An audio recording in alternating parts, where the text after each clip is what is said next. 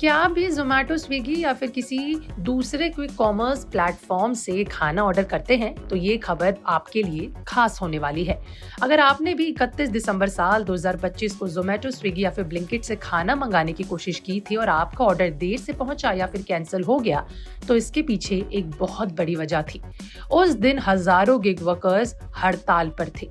वजह थी उनकी कमाई, इंसेंटिव और सोशल सिक्योरिटी को लेकर नाराजगी।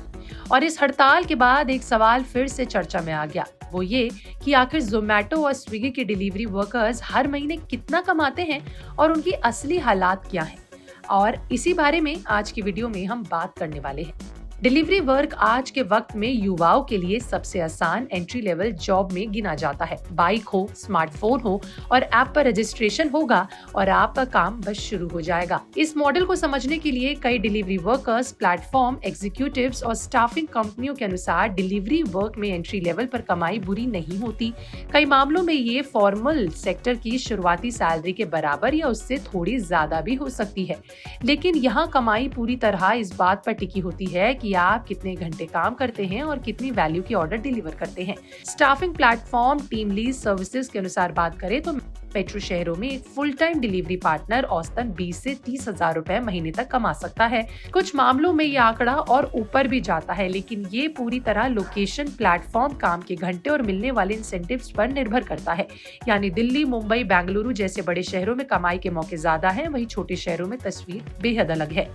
ज़ोमैटो के सीईओ दीपिंदर गोयल ने भी हाल ही में सोशल मीडिया पर डिलीवरी वर्कर्स की कमाई को लेकर बात कही थी।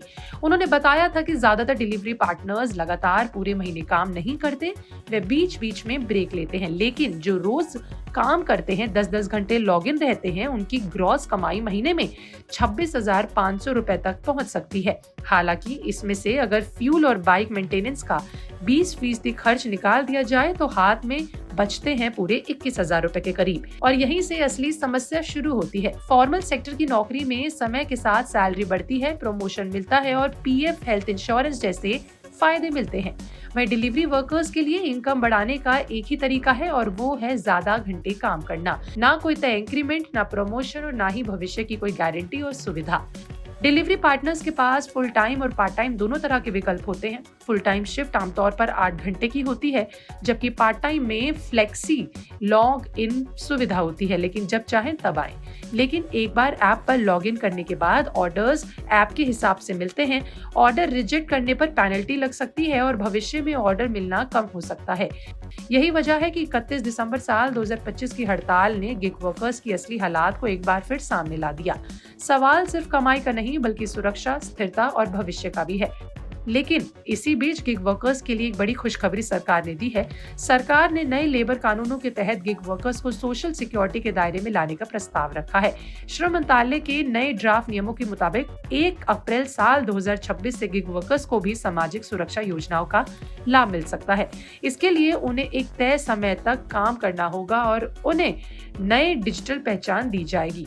इस पहचान के आधार पर भविष्य में उन्हें दुर्घटना बीमा, स्वास्थ्य सुविधाएं और यहाँ तक कि पेंशन जैसी योजनाओं का फायदा मिल सकता है।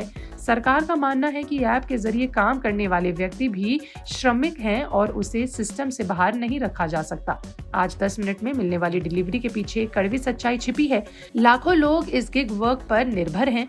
कई लोग तो इसे अपनी सेकेंडरी इनकम से अपना घर भी चलाते हैं। यही वजह है कि गिग वर्कर अब सिर्फ सुविधा नहीं, बल्कि देश की रोजगार व्यवस्था का बड़ा सवाल बन चुका है। आपका इस पर क्या कहना है, क्या सोचना है, कमेंट लिख के जरूर बताइएगा। मिलते हैं अगली वीडियो में, तब तक के लिए बिस्तर को सब्सक्राइब करना बिल्कुल ना भूलें।